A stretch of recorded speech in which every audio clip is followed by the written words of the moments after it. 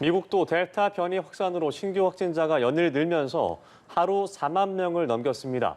마스크를 다시 쓰도록 하는 지역이 늘면서 백악관과 보건당국 차원에서도 마스크 규제를 강화할지 고민하기 시작했습니다. 워싱턴 연결해 소식 들어봅니다. 이경희 특파원. 네, 델타 변이 확산 전 하루 10,000명대였던 평균 신규 확진자가 4만 명까지 늘었는데요. 뉴욕타임스는 자체 집계 결과 미국의 최근 7일간 하루 평균 신규 확진자 수가 4만 1,000여 명으로 집계됐다고 보도했습니다.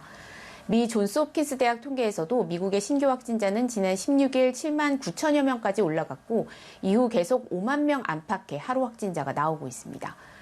미국에서 인구가 가장 많은 카운티인 로스앤젤레스는 한 달 전에 비해 확진자가 20배 늘었는데요. 재확산세가 뚜렷해지자 마스크 착용을 다시 권고하는 지역도 늘고 있습니다. 이에 따라 백악관과 보건당국 차원에서도 마스크 착용을 다시 권고하는 방안을 검토하기 시작한 것으로 전해졌는데요. 미 질병통제예방센터는 아직 백신 접종자는 마스크를 쓰지 않아도 된다는 방침을 유지하고 있지만 또다시 중대 위기를 맞았다는 점은 부인하지 않았습니다. The Delta variant is more aggressive and much more transmissible than previously circulating strains. It is one of the most infectious respiratory viruses we know of and that I have seen in my 20-year career. We are yet at another pivotal moment in this pandemic, with cases rising again and some hospitals reaching their capacity in some areas. 워싱턴 포스트는 바이든 정부 내에서 델타 변이 확산과 관련해 추가적인 대책이 필요하다는 공감대가 만들어졌다면서 쇼핑몰이나 영화관처럼 사람이 붐비는 곳에선 마스크 착용을 요구하는 방안 등이 거론된다고 전했습니다. 한편 미국의 백신 접종 증가율은 계속 낮아지고 있습니다. 보건 전문가들 사이에선 미접종자 사이 감염 확산이 또 다른 변이 출현을 촉발할 수 있다는 우려도 나온다고요.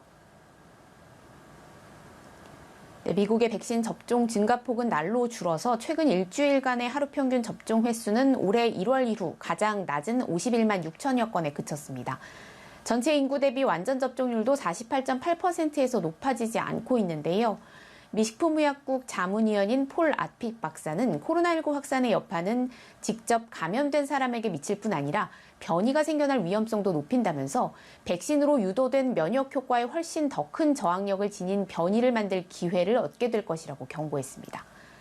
미 보건당국은 전체적인 증가율은 미미하지만 예방접종률이 낮아 감염 확산이 급속하게 이루어지고 있는 지역에서 뒤늦게 접종률이 올라가고 있다는 데 주목하고 있는데요. 백신 접종률이 낮고 신규 감염자가 많아 핫스팟으로 분류되는 아칸소, 플로리다, 미주리 등 5개 주는 전국 평균에 비해 신규 예방접종 비율이 더 높았다면서 상대적으로 홍보가 덜 된 농촌 지역 등을 중심으로 백신 접종 독려 활동을 강화하겠다고 밝혔습니다. 지금까지 워싱턴에서 전해드렸습니다.